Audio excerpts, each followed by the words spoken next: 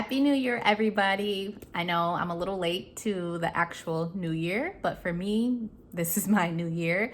So happy new year to everybody. I'm super excited about continuing with my Ash the OT videos for this year, 2022. And without further ado, I want to jump into my first topic of the year, which is the fear of the label. So, what I mean by fear of the label is that there are many parents and caregivers out there who are actually afraid to go and get their child tested for some type of diagnosis because they fear that if their child has a diagnosis of some sort, then they will be labeled. And in this video, I'm going to be sharing with you 5 reasons why many parents or caregivers are in fact afraid to go and get their child tested. So the first reason why parents may be afraid to go get their child diagnosed is because of stigma. So stigma is basically when there is a negative attitude or a negative view or a negative perception behind a certain diagnosis or behind a certain entity, basically. And many parents do not want to be associated with those negative views or negative attitudes at all. And some parents just don't want to be left out. Some parents fear that others may look at them, may have unnecessary pity towards them. Some may be afraid that if their child is diagnosed with something, for example, let's say if the child is diagnosed with autism or ADHD, then some people may classify every child with autism as the same, or every child with ADHD has these same characteristics or the same personality. And in reality, that's not true at all. And so to avoid being stereotyped and to avoid all these negative views and all this pity and negativity and being cast out or being pushed to the side or being treated differently, a lot of parents just avoid going to get the diagnosis in the first place. The second reason why some parents or caregivers may avoid going to get their child diagnosed with anything is because they fear that they will have a lack of support. They fear that there is going to be a disruption in their social relationships, whether that is a disruption in their marriage, a disruption in their immediate family, a disruption in the relationships that they have with extended family, with close friends, or just their social groups in general. They fear that if their child is labeled or if their child is diagnosed with something, then they won't have the support that they need to get through whatever situation that they're going through. Some families already know up front that it is very hard for their family to be on board with what they may think or what they may see. And some family members just are not as understanding and as not as supportive as, the parent wish they would be. And so for this reason, because they don't have that support system and they don't have that support team, sometimes they would rather not go through such a process of getting their child diagnosed if that means that there's going to be a disruption, especially in those very close-knit relationships such as marriages. The third reason why some parents avoid going to get their child like a medical diagnostic test is because they are just not ready to receive that type of information yet. Or some parents may be in denial.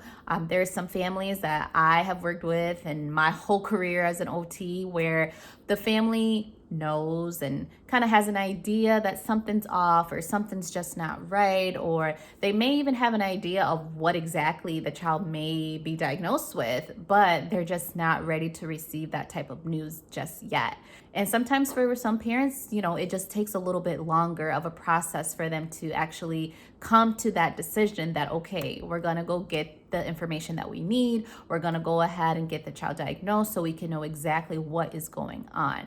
Not everybody is going to be ready at the same time.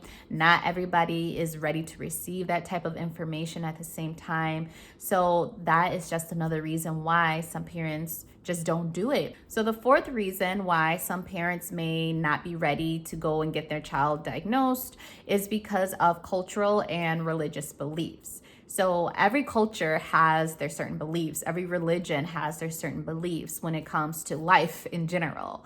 And so sometimes topics such as like special needs or diagnoses such as autism or ADHD or Down syndrome, whatever the diagnosis may be, sometimes those things are very hard for some cultures to accept or some religions to, or people with certain religious beliefs to accept. So they may deny those things or may overlook those things or may push those things. They just don't accept those things. And I'll just speak obviously from the African American experience. Coming from my culture, a lot of us are very religious or very spiritual, and a lot of things in life we do heavily depend on God and prayer. And so there has been times when I've heard of family who are of African American descent say that, they've heard from other family members to, well, just pray about it or just give that to God. And, just things like that, which there's nothing wrong with prayer. There's nothing wrong with giving it to God. There's nothing wrong with any of those things. But sometimes that spiritual piece can overshadow the actuality and like the human experience. And so some parents may rely on God as their spiritual guidance and may rely on God to kind of help them get through whatever it is they're going through with their child, versus going the route of like the medical recommendations. And so there's no right or wrong answer, but this is just another reason why, some parents just may not go that route of getting the child labeled or getting them diagnosed. By the way, if you are enjoying this information, don't forget to hit the subscribe button so that you can be aware of when I post more information in regards to child development and some sensory processing topics. But going right back to the subject, the fifth reason why some parents may avoid going to get their child diagnosed is because they are afraid of that disruption of their personal dreams. So, as a parent, when you find out, for example, you're a mother, right? And you find out that you're going to have a baby, find out that you're going to have a boy, or you find out that you're going to have a girl, or you're going to have twins, you'll just maybe subconsciously already envision what their life is going to be like. You may envision like, oh, I'm going to have a son and we're going to go to the park and play baseball together. Or I'm going to have a girl, I'm going to put her in dance class. And when they get older, oh, I can't wait for them to go to their first dance and go to college and get married. And you have like these long life visions, right, for your child. But then when something happens and it doesn't go as planned, that kind of crushes your spirit in a sense, because the thing that you thought you were going to receive is not quite what you had anticipated, right? You get something different, but it's definitely not something worse or not something bad. It's just different from what you envisioned. And so sometimes when a parent goes to get their child diagnosed with something, that vision of what they thought was going to happen in their child's life, it could be completely different from what you thought it was going to be. And so for that reason, some parents are afraid to get their child diagnosed because they fear in the long term, like 10 years from now, 20 years from now, I thought my child would be doing A, B, and C, and D. But, if they have this diagnosis, what does that mean for them? Are they still going to be able to do this? Or is this no longer a possibility for them anymore? And so they may altogether just avoid doing that because it's too much for them to handle, and they just don't want to accept that some of the dreams that they had for themselves and their child may unfortunately not come true. So after watching this video, you may be thinking to yourself, well, if you're a parent and this is something you've been struggling with, you may be thinking, should I even go and bother to get my child diagnosed? Well, stick around and make sure you are following me by subscribing and hitting the notification bell, because I am going to be discussing the importance of getting your child diagnosed in my next video, which I will link at the end of this video as well as in the description below. And let me know your thoughts on this topic, guys. It's very sensitive, so be respectful in the comments and just let me know your thoughts.